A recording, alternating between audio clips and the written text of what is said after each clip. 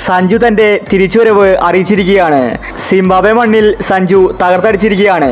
ഇന്ത്യയുടെ യുവതാരങ്ങൾ നോക്കി നിൽക്കുകയാണ് സഞ്ജുവിന്റെ പ്രകടനം. സഞ്ജു തിരിച്ചുവരവ് ഗംഭീരമാക്കി.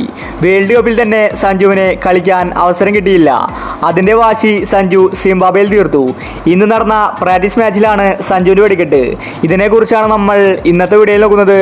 ഇത്തരം ക്രിക്കറ്റ് ന്യൂസിന് വേണ്ടി ഈ ചാനൽ മറക്കാതെ സബ്സ്ക്രൈബ് ചെയ്യൂ. മൂന്നാമത്തെ T20യിൽ 3 താരങ്ങളാണ് ടീമിലേക്ക് എത്തിയത്. ശിവൻ ദൂബെ, ജയ്സ്വാൾ, സഞ്ജു.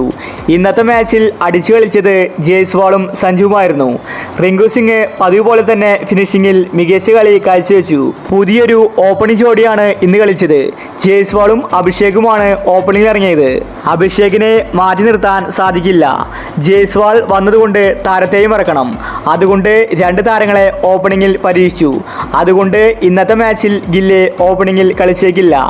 സഞ്ജുവിനെ 5ാം നമ്പറിലാണ് കളിപ്പിച്ചിട്ടുണ്ടായിരുന്നത്. സഞ്ജു മികച്ച പ്രകടനമാണെന്ന് കാഴ്ചവെച്ചത്. നെറ്റ്സിൽ സഞ്ജുവിൻ്റെ ഒരു വെടിക്കെട്ടാണ് നമ്മൾ ഇന്ന് കണ്ടത്. സഞ്ജു ഗ്രൗണ്ടിൻ്റെ 4 ഭാഗത്തേക്കും സിക്സറുകൾ പായിക്കുന്ന വീഡിയോ സോഷ്യൽ മീഡിയയിൽ കാണാനുണ്ട്. ഇന്നത്തെ മാച്ചിൽ ഉറപ്പായിട്ടും സഞ്ജു കളിക്കും. ധ്രുവ് ജുറലിന് പകരമായിരിക്കും സഞ്ജു ഇന്ന് കളിക്കാൻ പോകുന്നത്.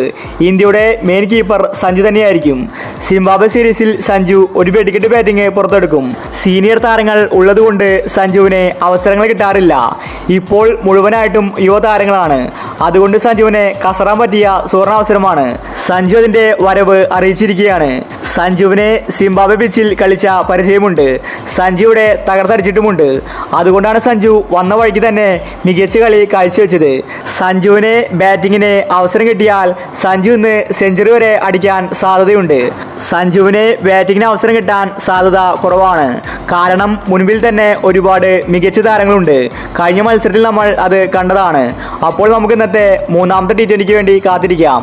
ഇത്തരം ക്രിക്കറ്റ് ന്യൂസിന് വേണ്ടി ഈ ചാനൽ മറക്കാതെ സബ്സ്ക്രൈബ് ചെയ്യൂ.